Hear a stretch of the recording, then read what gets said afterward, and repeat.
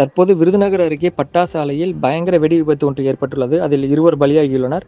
மேலும் 2 பலத்த காயத்துடன் உள்ளனர். விருதுநகர் அருகே வச்சக்காரப்பட்டியில் முருகேசன் என்பவருக்கு சொந்தமான நாக்பூர் வெடிப்பொருள் கட்டுப்பாட்டுத்துறை அனுமதி பெற்ற தாளமுத்து பட்டாசு ஆலை செயல்பட்டு வருகிறது.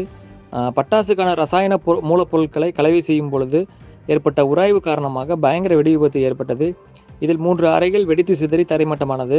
அறையில் பணியாற்றிய முதலிப்பட்டியைச் சேர்ந்த வீரகுமார் மற்றும் கன்னிச்சேரி புதூரைச் சேர்ந்த காளிராஜ் ஆகிய இருவரும் சம்பவ இடத்திலேயே உயிரிழந்த உடல் கருகி பரிதாபமாக உயிரிழந்துள்ளனர். மேலும் சரவணகுமார், கிருஷ்ணமூர்த்தி ஆகிய இருவர் 90% தீக்காயத்துடன் விருதுநகர் அரசு மருத்துவமனையில் அனுமதிக்கப்பட்டுள்ளனர்.